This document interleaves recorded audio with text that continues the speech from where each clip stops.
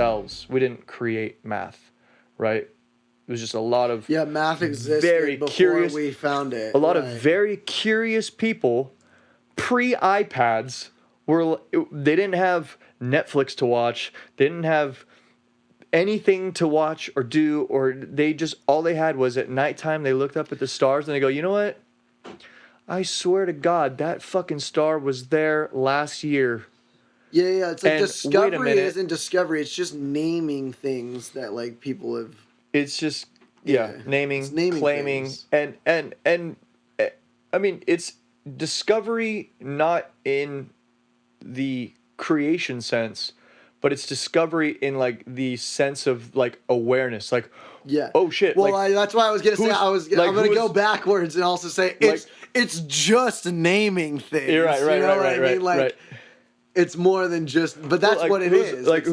Who's the first person to say, hey, the moon is full every 28 days. And someone goes, no, it's not. And he goes, I swear to God, motherfucker, start a timer. Put a sundial out. You know, let's capture some shadows. Or even crazier, like he has notes. Because he wrote down. Graham Hancock, dude, I'm telling you, Graham Hancock, the whole first like 10 chapters is about map making and calendar making, like in the ancient world, and how, people from prehistoric, like the people that are at the beginning of history, right? Because keep in mind, that's not the beginning of the human race. Mm-hmm. That's just the beginning of the story of humanity. His story, the story of humanity as we know it, out of nowhere, these massive civilizations that they just pop out of nowhere. There wasn't some build up to that, you know, and then to find and discover maps that were rediscovered is what I should say, in like the 1500s of maps from antiquity, when compared to more recent times, the geological structure of the planet was different. Water levels were different, and you can see it. You got to read this. You got to read it, and then we'll come back on the Hancock thing because read it. Oh man, you have to, bro. It's so good. I know myself. I'm not gonna read it. Do the audiobook. The audiobook's good. He reads it to you. Honestly. But anyway, Graham Hancock's work just doesn't interest me that much, and we can get into why. But to wrap it up, all I'm saying is that there are very, I'm going to use the word curious first, because I think that curiosity is probably the most synonymous word to intelligence that there is. Interesting. Because think about it, well, like curiosity leads you to seek knowledge. You're gonna figure something. If you're gonna become. I don't really agree that smart and intelligent. They're loosely the same thing. Yeah. Like I think that intelligence kind of. Well, I don't think people should strive to be smart. I think people should strive to be wise.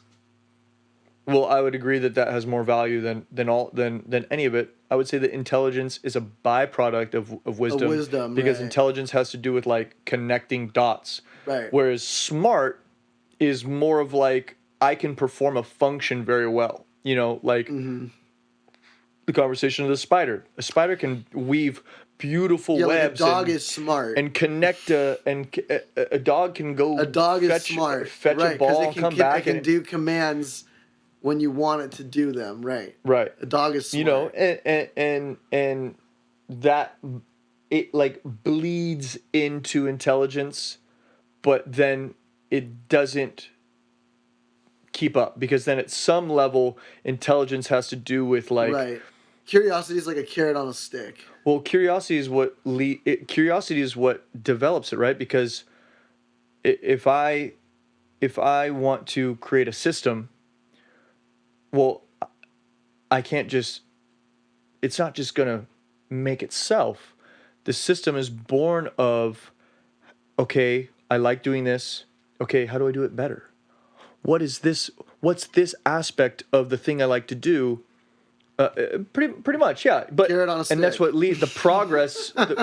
Yeah, it's what leads you into it. But the progress is the intelligence that you gain from following that carrot. Yeah. Which isn't the same as being smart. No, it's certainly not. It's actually, it takes much more courage. So that's why I prefer curiosity. Is not only does curiosity like develop knowledge, but also kind of like develops courage because you have to like go through it. Like you were kind of, I guess, alluding to a little bit there too. Yeah, imagine being alive,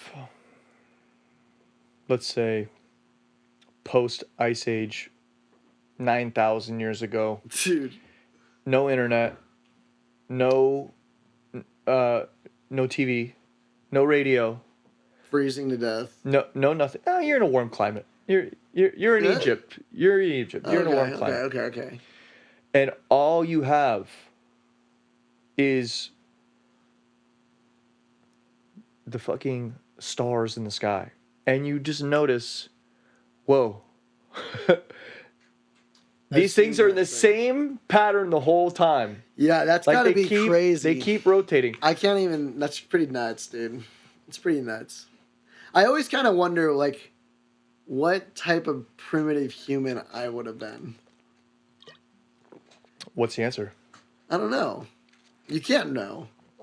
I don't think you can know. You really can't know. So, but that's something I do think about. Like, it's like I'm grateful. And the reason why I think about it is because I'm grateful to have grown up in this time where I had access to these things and my curiosity led me here. But if I grew up as a primitive human, I don't know. Like, maybe I wouldn't have made it past fucking 4 and I would have actually drowned. Yeah, and that would have been the end of Josh. There's no way to tell. There's no way to know. There's absolutely no way to tell. I think that who you are characteristically would have been relatively the same. Maybe we chose to be here now. You know,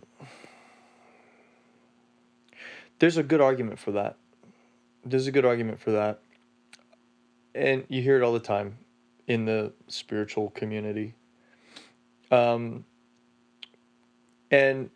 I guess what leads me to, what would make me defend that is the fact that in the metaphysical aspect of your life, and what I mean by that, well, there's a resonance with who you meet, the decisions you're faced with, where you are, like just where to go and what to do. You intuitively know, like, what feels in resonance, what feels good.